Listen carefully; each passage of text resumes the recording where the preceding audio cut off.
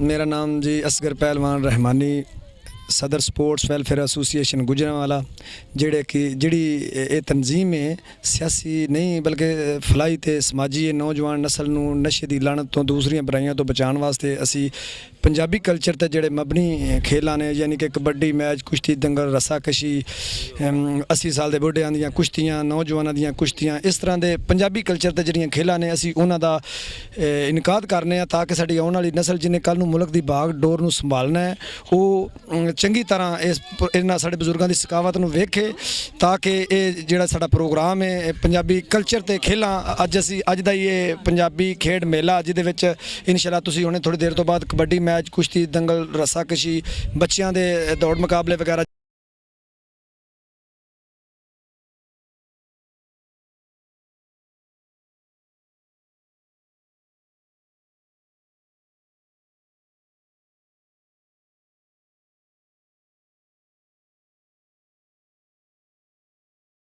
कार्रवाई आदि मुताबिक जिला गुजरांवाला बार दे जितने भी बड़े स्टेशन ने उत्थे इंशाअल्लाह इस तरह के प्रोग्राम करावांगे और जिला गुजरांवाला दे विचों इंशाअल्लाह ताला मनशियात मुकावांगे। पाकिस्तान जिंदाबाद। बिस्मिल्लाहिर्रहमानिर्रहीम। मैं मोहम्मद साबर हुसैन चट्ठा, सैकटरी इतलात और नशरियात स्पोर्ट्स वेलफेयर एसोसीएशन की तरफों अपना चैनल वालियां दा बेहद मशकूर हाँ कि जिन्हां ने साडी इस हर साल की काविश नूं मज़ीद अगे वधाउण वास्ते साडे नाल तावन कीता है। बहुत शुक्रिया। असी हर साल पंजाबी खेलों का ये मेला, ये खेडां हर साल असी करवाने हाँ। पिछले तकरीबन 10 साल तो असी करवा रहे हैं और ये बिलखसूस असी मनशियात दी लानत तो पाक करने वास्ते पंजाब दे विच असी मुख्तलिफ जगह के उत्ते ये प्रोग्राम असी रखने हाँ, जिहदे विच असी नौजवानों वास्ते हुसने कारकरदगी वास्ते उन्होंने इनामात तो भी नवाजने आ, उन्होंने हौसला अफजाई करने आ। साढ़े जवान बुजुर्ग बच्चे भरपूर तरीके दे नाल इहदे विच शामिल होंदे ने और इनू कामयाब करते हैं। बहुत शुक्रिया। बिस्मिल्लाहिर्रहमानिर्रहीम। मैं मनीर अहमद भट्टी साहब बोलना पाया।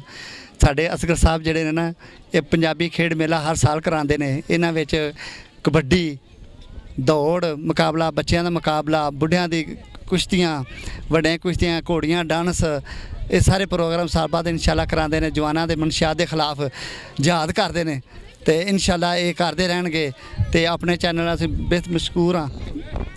खुदा हाफिज़। बिस्मिल्लाहिर्रहमानिर्रहीम। मैं मकसूद पहलवान गिल कबड्डी का एक बड़ा अच्छा प्लेयर है और इस तंजीम ने मैनू बड़ी अच्छी इज़्ज़त दी है। अल्लाह पाक इस तंजीम नू अपनी मंजिल मकसूद तक लैके जाए और अल्लाह दी ज़ात पाक इस तंजीम नू और इस अपने चैनल नू अल्लाह दी ज़ात पाक बहुत बहुत इज़्ज़त देवे और इस माड़े बंदे दा मकसूद अहमद गिल दा इन्होंने बहुत ख्याल किया कबड्डी की हैसियत पंजाब का मुकाबला लड़न की हैसियत।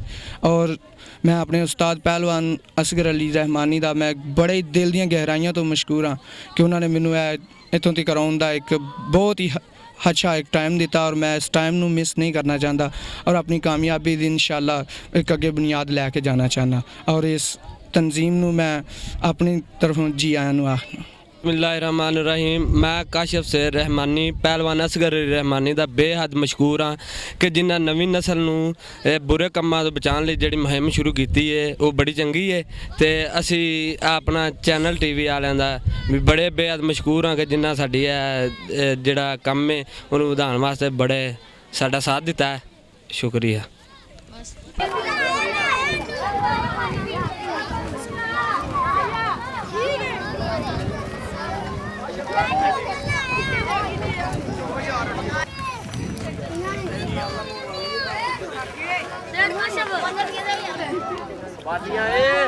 केवल जो है ना अपना चैनल